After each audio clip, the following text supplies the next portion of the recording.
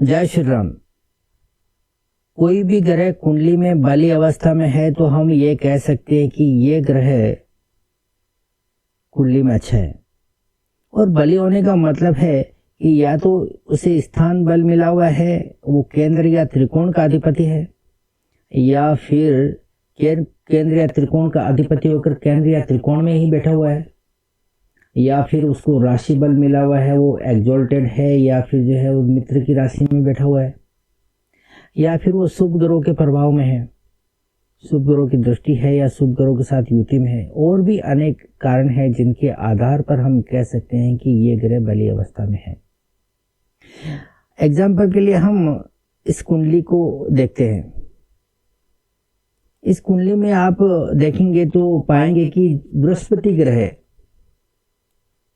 ये कर्क राशि में बैठकर उच्च का बना हुआ है। उच्च का बने होने का मतलब है कि ये ग्रह के पास में जो है पूरी क्षमता है। हम इसके आधार पर ये एक अंदाजा लगा सकते हैं कि कुंडली के अंदर जुपिटर ग्रह जो है बहुत ही शक्तिशाली है और ये अपने परिणाम जो है पूरी ताकत के साथ में दे सकता है। परंतु यहाँ कहानी खत्म नहीं होती है। जुपिटर अपने उच्चता के परिणाम कितनी ताकत के साथ देगा, कितने प्रभाव के साथ में देगा, ये इस बात पर निर्भर करता है कि इस कुंडली में चंद्रमा की स्थिति कैसी है। क्योंकि जुपिटर यहाँ पे चंद्रमा की राशि में बैठा हुआ है और ये चंद्रमा की स्थिति ही हमें यह बताएगी कि यहाँ पर जुपिटर एक्सॉल्टेशन के परिणाम कितनी ताकत के साथ में देगा। यहाँ पर हम पाएंगे कि चंद्रमा यदि मजबूत अवस्था में है तो शुक्र के यहाँ बृहस्पति के परिणाम पूरे देखने को मिलेंगे। पूरी ताकत के साथ में जुपिटर परिणाम देता हुआ नजर आएगा। परंतु दूसरी ओर यदि चंद्रमा कमजोर हुआ तो ये बृहस्पति उच्च का होकर भी संघर्ष करते हुए नजर आएगा। अगर इस कुंडली में हम देखें तो बृहस्पति का राशि अधिपति चंद्रमा या उच्च का होकर बैठा हुआ है। साथ में दो शुभ ग्रह बैठे हुए हैं। इसका मतलब हुआ कि चंद्रमा यहाँ पर बहुत ही शक्तिशाली है। यहाँ पर जो बृहस्पति ग्रह भी जो है उच्च का बना हुआ है और बृहस्पति का राशि अधिपति जिसको हम डिस्पोजिटर कहते हैं, ये चंद्रमा भी यहाँ पर उच्च का बना हुआ है। इसका मतलब ये हुआ कि एक तो बृहस्पति के अंदर पूरी क्षमता है परिणाम देने की, साथ ही बृहस्पति को यहाँ पर एक अच्छा वातावरण मिला है जिस वातावरण में जुपिटर जो है एक अच्छा काम कर सकता है, अच्छे परिणाम दे सकता है। ऐसी कंडीशन में बृहस्पति यहाँ पे 9वें घर के भी परिणाम अच्छे देगा, अपने कारकत्व के परिणाम भी अच्छे देगा। यहाँ पर बृहस्पति जो है दूसरे घर को लेकर चल रहा है और 5वें घर को लेकर चल रहा है, तो यहाँ दूसरे घर के भी परिणाम अच्छे देखने को मिलेंगे और 5वें घर के भी परिणाम अच्छे देखने को मिलेंगे। इसके पीछे लॉजिक है, ये बात पूरी लॉजिकल लगती है।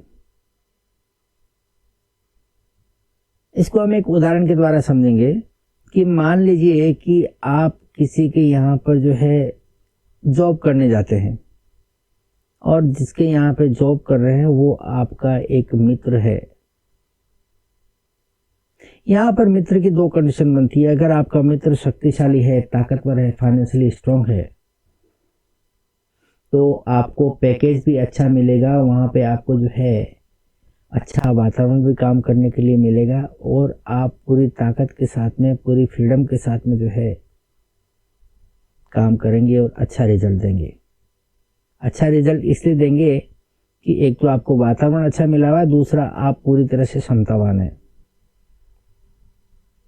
परंतु दूसरी तरफ एक कंडीशन और बनती है, आप जिस मित्र के यहाँ पर जो है जॉब कर रहे हैं वो फाइनेंशियली वीक है, तो उस कंडीशन में ना तो आपको जो है एक अच्छा पैकेज मिलेगा और ना ही आप जो है पूरी आज़ादी के साथ में, कॉन्फिडेंस के साथ में काम कर पाएंगे।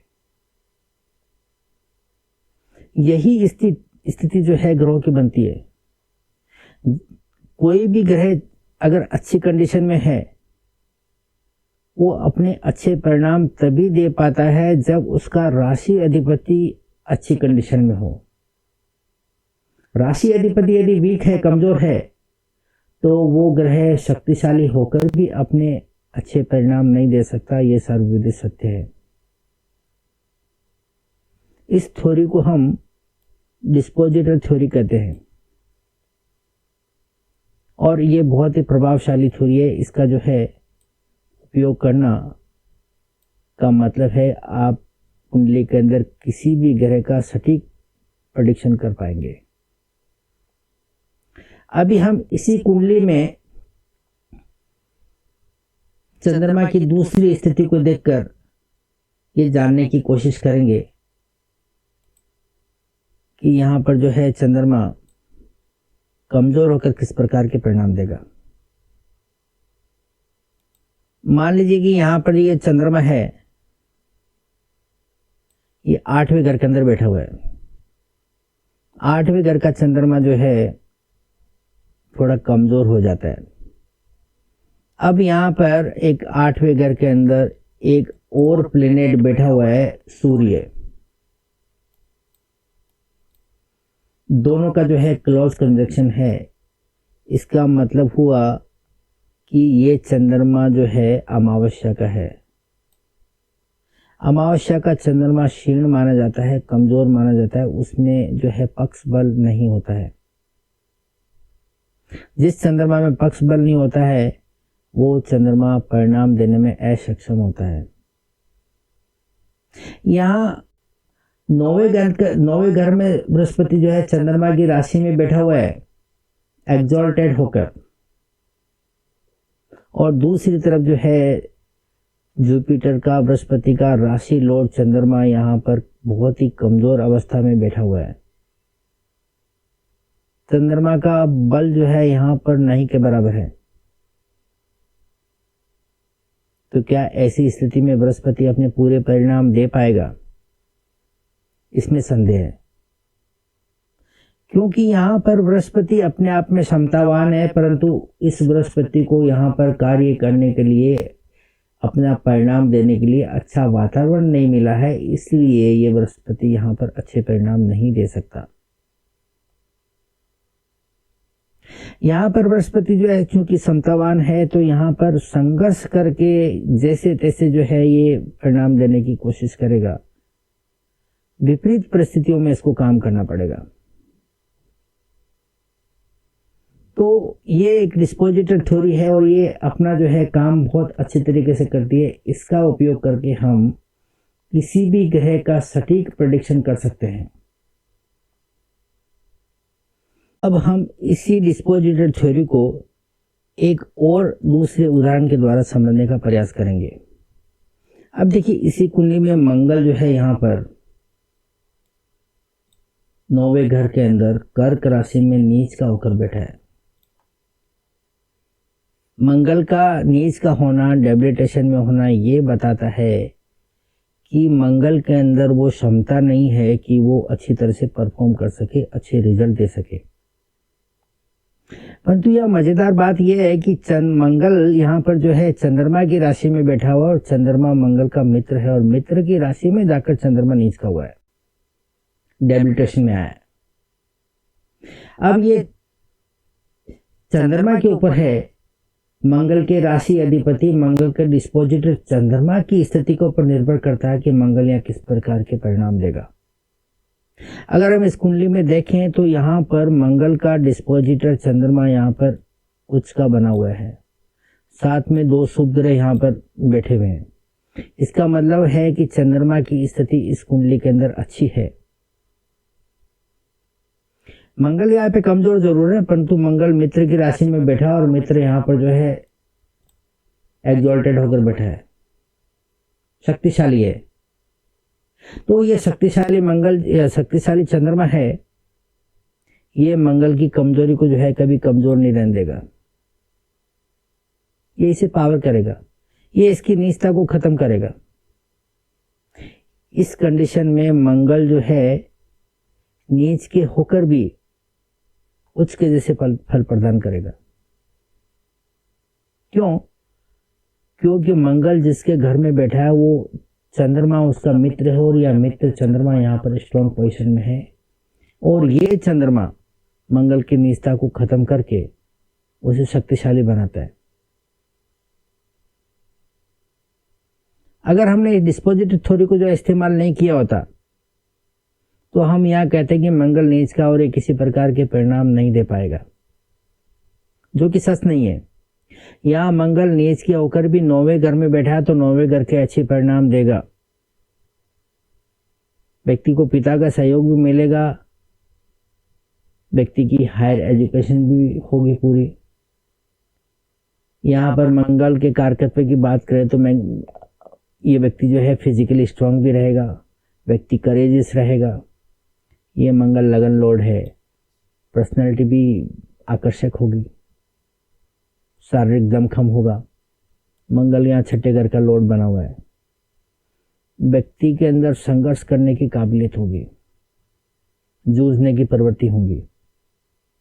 यानी कि मंगल से जुड़े हुए जो भी परिणाम है यहाँ पर पूरे मिलते हुए दिखाई देंगे, डेबिलिटेड होने के बावजूद। सिर्फ ये डिस्पोजिटिव थ्योरी के आधार पर।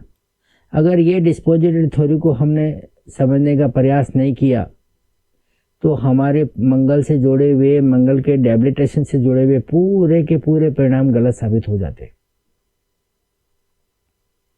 अब हम मंगल की एक और कंडीशन को यहां पर अप्लाई करके देखते हैं। यहां पर समझ लीजिए चंद्रमा है,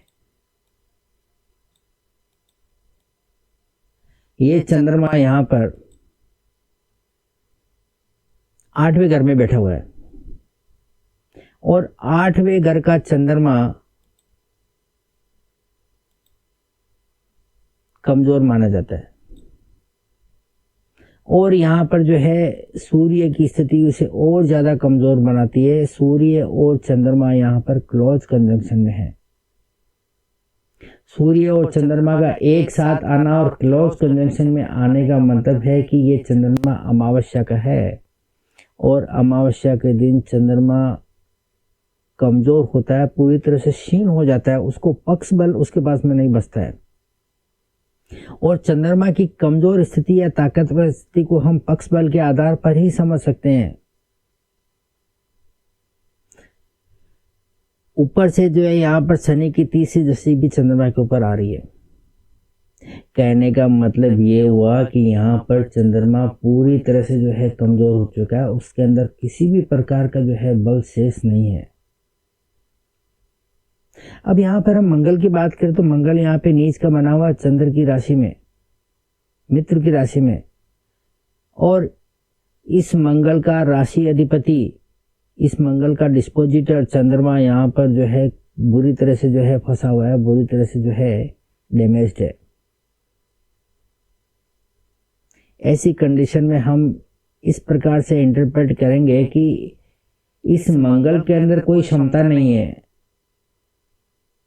कोई योग्यता नहीं है, कमजोर स्थिति में है। साथ ही साथ मंगल जिस घर के अंदर बैठा हुआ है उसका राशि अधिपति डिस्पोजिटर चंद्रमा भी बुरी तरह से जो है फंसा हुआ है, पूरी तरह से कमजोर स्थिति में है।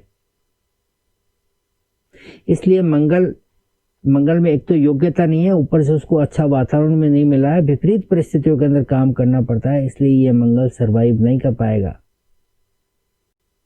इस मंगल के कारकत्व से जुड़े हुए परिणाम नहीं मिल पाएंगे। व्यक्ति करेजियस नहीं रहेगा, व्यक्ति में किसी प्रकार का साहस नहीं रहेगा। 9वें घर की बात करें तो पिता का सहयोग नहीं मिलेगा, हायर एजुकेशन में जो है तकलीफ आएंगी।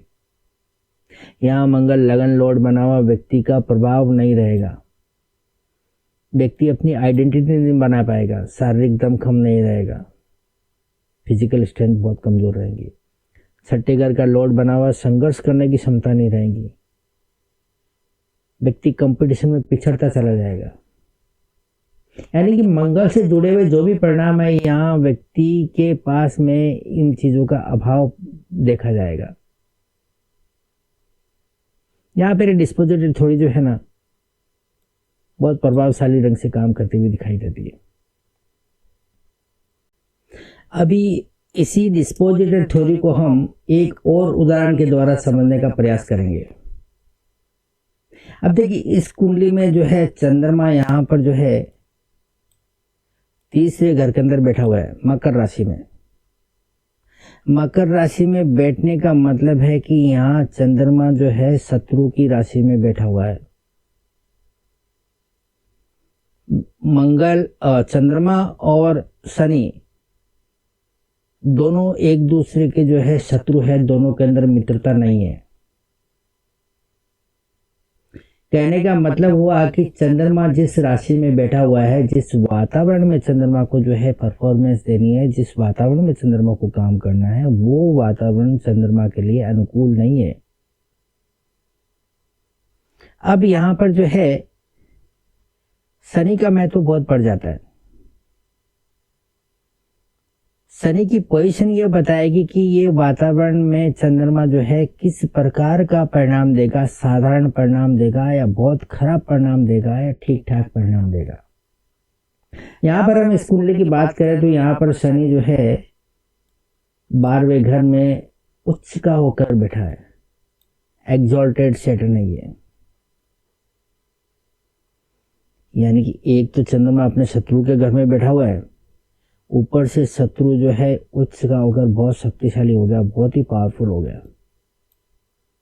इसको हम इस तरह से कह सकते हैं कि आप है ना जिस शत्रु के घर में जिस घर में जाके बैठे हैं वो एक तो आपका दुश्मन है और वो दुश्मन के हाथ में आपने बंदूक पकड़ा दिया है कि ले भाई मार गोली। ये ठीक वैसी ही स्थिति हो गई। ये शनि जो है यहाँ पर उच्च का होने के कारण ये चंद्रमा को नहीं छोड़ेगा। यहाँ चंद्रमा से जुड़े हुए जितने भी कारकत्व है यहाँ पूरी तरह से बर्बाद हो जाएंगे। यहाँ चंद्रमा अपने किसी भी जो है कारकत्व के परिणाम नहीं दे पाएगा। चंद्रमा माँ का कारक है, माँ से जुड़ी हुई तकलीफें आनी निश्चित है। चंद्रमा यहाँ पे 9वें घर का अधिपति है। 9वें घर से परिणाम मिलने में बहुत दिक्कत आएगी, पिता का सहयोग नहीं मिलेगा, पिता से तकलीफ होंगी, हर एजुकेशन में तकलीफ आएंगी, आपको अच्छा गुरु नहीं मिलेगा, एक्सटेंशन नहीं होगा, वगैरह वगैरह। साथ ही साथ जो है एक बात और ध्यान में रखनी होगी कि यहाँ पर जो है शनि तीसरे घर का लॉर्ड बनकर 12वें घर में बैठा है और 12वें घर में जाकर एग्जॉल्टेड हुआ है। इसका मतलब ये है शनि का अपना घर है ये तीसरा घर। चंद्रमा तीसरे घर में बैठा हुआ है तो ये शनि जो है तीसरे घर के परिणाम देने से कभी चंद्रमा को रोकेगा नहीं। तीसरे घर की चंद्रमा या शनि जो है रक्षा करेगा। तीसरे घर के परिणाम अभी भी अच्छे मिलेंगे, परंतु चंद्रमा से जुड़े हुए जितने भी परिणाम है वो व्यक्ति को पाने में बहुत दिक्कत आएगी, क्योंकि चंद्रमा यहाँ पर पूरी तरह से जो है कमजोर स्थिति में है। और चंद्रमा अपने कारकत्व से जुड़े हुए, अपनी राशि से जुड़े हुए किसी भी प्रकार के कोई परिणाम यहाँ नहीं दे पाएगा।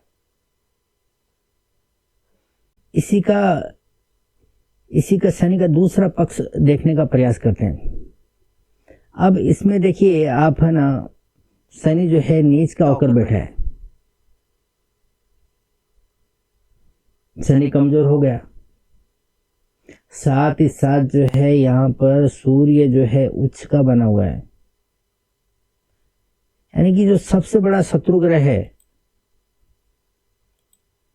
वो आपके साथ में बैठा हुआ है और बहुत ही शक्तिशाली अवस्था के अंदर बैठा हुआ है।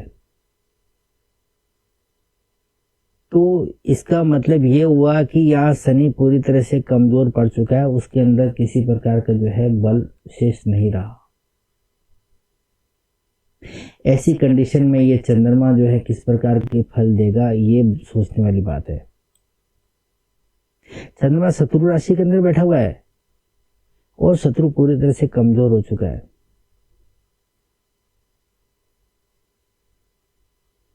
जब शत्रु कमजोर हो चुका है तो वो ये हानि पहुंचाने की पोजीशन में नहीं है, चंद्रमा को नुकसान पहुंचाने की पोजीशन में नहीं है। ये चंद्रमा यहाँ पर जो है शत्रु राशि के अंदर बैठकर भी जो है अच्छे परिणाम देगा, क्योंकि उसे जो है किसी प्रकार का कोई डर शनि से नहीं बचा है, क्योंकि शनि इस पोजीशन में नहीं है कि वो चंद्रमा को किसी प्रकार का नुकसान पहुंचा सके। तो ऐसी कंडीशन में चंद्रमा शत्रु राशि में होते हुए भी तीसरे घर के भी परिणाम देगा, अपने कारकत्व से भी जुड़े हुए परिणाम देगा।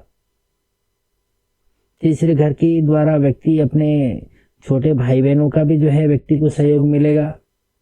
चंद्रमा का कारकत्व से जुड़ा हुआ परिणाम भी आपको अच्छा मिलेगा। माँ से जुड़ी हुई जितनी भी जो है समस्याएं यहाँ दूर होती हुई नजर आएंगी। साथ ही साथ जो है नौवें घर के अच्छे परिणाम मिलेगा। व्यक्ति हायर एजुकेशन करेगा, पिता का सहयोग मिलेगा, गुरुजनों का सहयोग मिलेगा, व्यक्ति को अपने काम में एक्सटेंशन मिलेगी। साथ ही साथ जो है चंद्रमा यहाँ तीसरे घर के अंदर बैठा हुआ, तीसरा एक उपजय हाउस है, यहाँ के कामों में व्यक्ति को बढ़ोतरी होगी, एक्सटेंशन मिलेगा। तो यहाँ पर ये जो डिस्पोजिटर थ्योरी है, इसका प्रभाव स्पष्ट तौर पर देखा जाता है। हमने देखा कि यहाँ पर जो है चंद्रमा उच्च की अपने शत्रु की राशि में है और शनि के उच्च का होने पर जो है पूरी तरह से प्रभावित हुए जा रहा है। परंतु शनि यहाँ पर कमजोर होने के बाद में चंद्रमा शत्रु राशि में बैठकर भी जो है अपने पूरे परिणाम देते हुए नजर आ रहा है। यह है इस डिस्पोजिटर थ्योरी का कमाल। अगर इसका हमने उपयोग सही तरीके से किया तो हम कुंडली में किसी भी ग्रह का सटीक प्रेडिक्शन कर सकते हैं, सटीक आकलन कर सकते हैं। ये डिस्पोजिटर थ्योरी जो है बहुत ही प्रभावी तरीके से काम कर सकती है। क्या करती है, इसका ज्यादा से ज्यादा उपयोग होना चाहिए।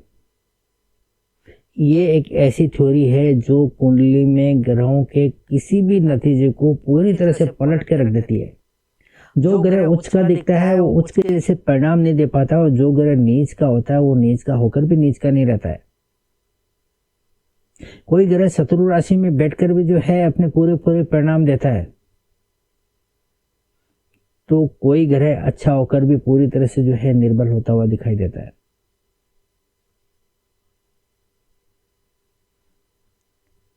ये थ्योरी पूरी तरह से लॉजिक से परिपूर्ण है, लॉजिकल है। इसे अलग अलग कुंडलियों पे आप लगाइए और इसको रिलेट कीजिए। उम्मीद करता हूँ कि ये वीडियो आपको अच्छा लगा होगा। अगर अच्छा लगा तो इसे लाइक कीजिए और ज़्यादा से ज़्यादा लोगों को शेयर कीजिए। और चैनल को अभी तक आपने सब्सक्राइब नहीं किया है तो चैनल को सब्सक्राइब कर लीजिए और बेल आइकन का बटन दबा दीजिए ताकि आपको नोटिफिकेशन मिल सके, क्योंकि मैं इस तरह की वीडियो आपके लिए लगातार लाते रहता हूँ। तो मिलते हैं अगली वीडियो में। Thank you.